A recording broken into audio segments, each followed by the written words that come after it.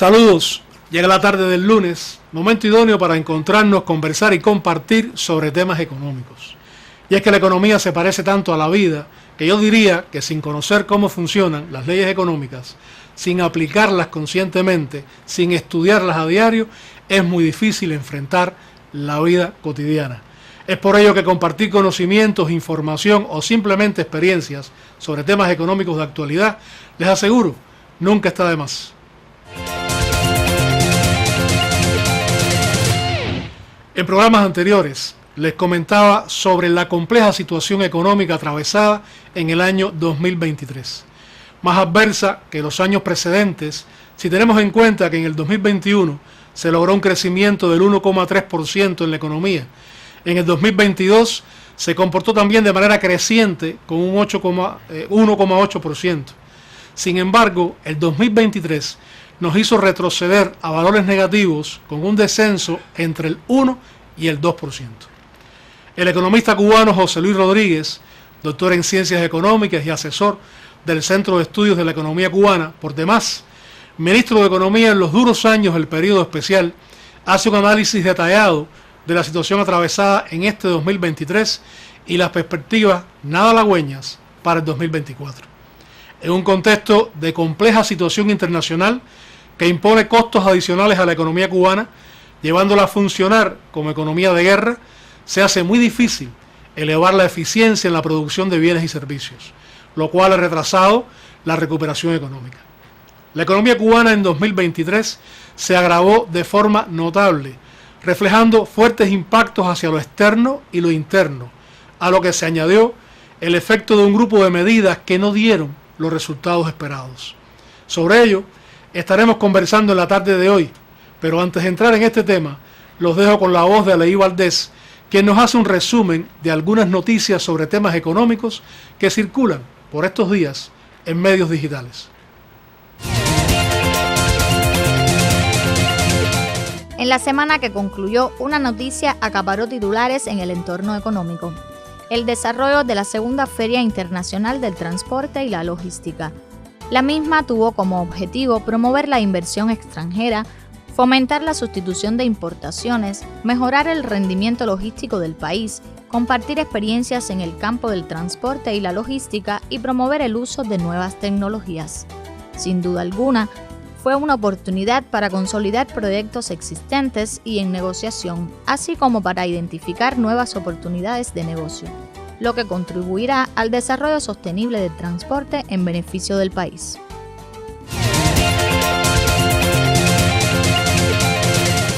Gracias a Aleí por mantenernos informados. La información, como dice un viejo refrán, es poder.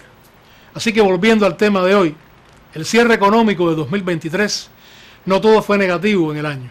Por ejemplo, disminuyeron las empresas estatales que cerraron con pérdidas. Frente a 447 en el año 2022, ahora solo 338 cerraron sus operaciones con registros negativos, una reducción del 29,1%. Será importante evaluar a qué causa responde este decrecimiento. Elementos como el incremento de los precios o la facultad dada a algunas empresas para que apliquen una tasa de cambio de 1 por 120 para los ingresos por exportaciones pudieran estar entre las causales. Esto llevaría un estudio minucioso de cada una de estas empresas. Pero pensemos en positivo. Pensemos que se debió en gran medida a que mejoraron indicadores de eficiencia y eficacia y no a medidas microeconómicas de impacto. El salario medio también se incrementó con respecto a etapas anteriores, llegando a 4.856 pesos en el sector empresarial estatal, muy por debajo aún de los requerimientos del mercado, donde la capacidad de compra del salario disminuyó de forma notable producto de la estampida inflacionaria y el alza de los precios, impulsados por una tasa informal de cambio contra el dólar que se disparó como nunca antes. Los índices de precio al consumidor aumentaron en el primer semestre del 2023 un 45% con respecto al año anterior, evidenciando un deterioro en la capacidad de compra del salario. Puede usted haber ganado más, pero compró mucho menos. En el contexto nacional, las formas de gestión no estatal el sector privado de la economía, representa un 15% del Producto Interno Bruto y agrupa alrededor del 35% del empleo en todo el país. En este sector privado se registraron 685 MIPYMES con pérdidas en su gestión, el 7,2% del total.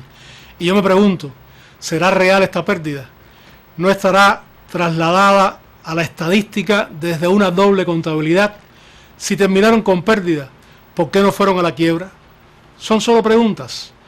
Las MIPYMES entran en el juego de la balanza de pagos desfavorables del país, porque lograron importar más de 1.000 millones de dólares, pero solo exportaron 200 millones, con una pobre participación del 0,2% contra el total de las exportaciones del país. Si no exportan e importan mucho más, ¿de dónde sale el dinero para las importaciones? Si el banco no le puede vender dólares porque no tiene, entonces, ¿qué está pasando? Son solo preguntas que tienen su respuesta en una organización económica deformada, en un mercado financiero ilegal o en un patrocinio desde el extranjero ajeno a la empresa en sí. Nada, elementos para reflexionar y analizar sobre el análisis de estos actores económicos. El hecho de las MIPYMES haber creado unos 183.000 nuevos empleos con una remuneración muy superior al sector estatal incide directamente en la migración interna de la fuerza de trabajo del sector estatal al privado.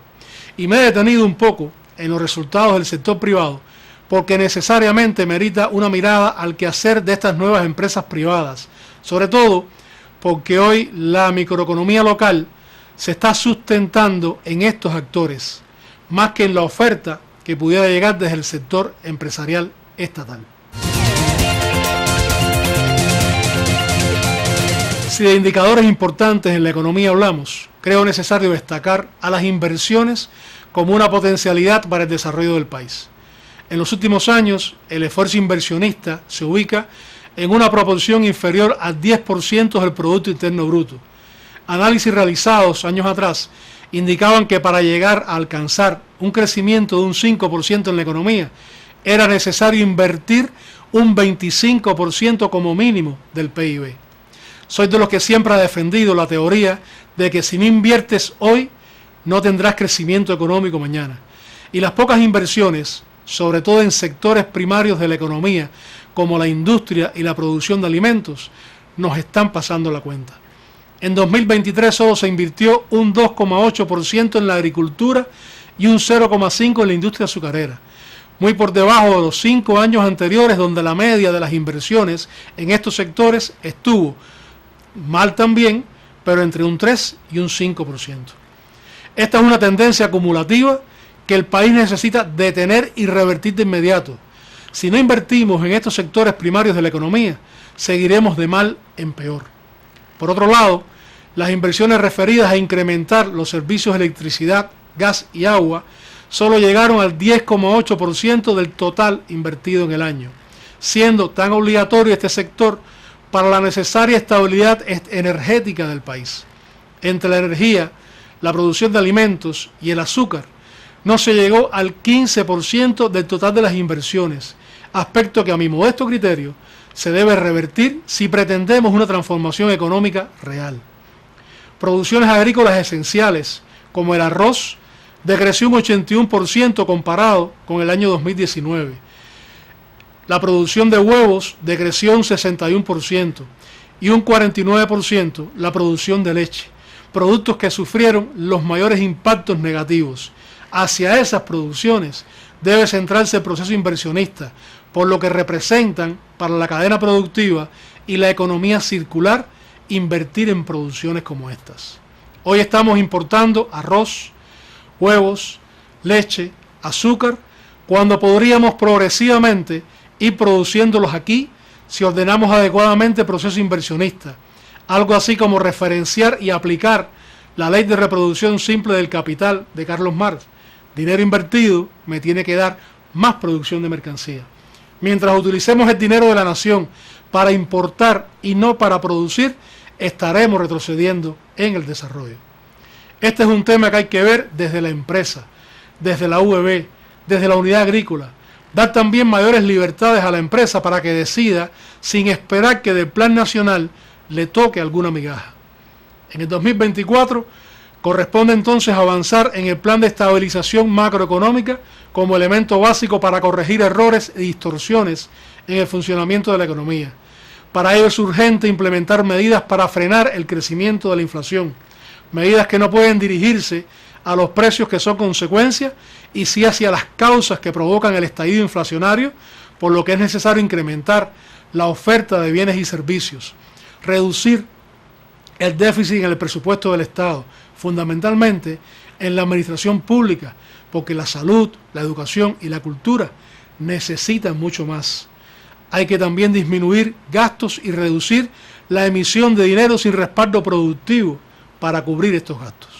Todo ello acompañado de una reestructuración progresiva del mercado cambiario hasta llegar a una tasa de cambio única para toda la economía nacional. A mi criterio, esta es la mayor distorsión que estamos enfrentando hoy.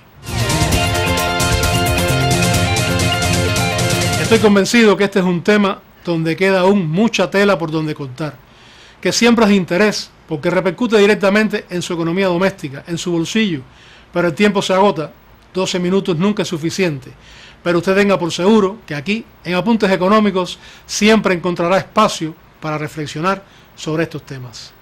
Mientras llegue el próximo encuentro, los dejo con una frase o idea dada por un eminente político, científico, economista o personalidad del mundo empresarial y de los negocios.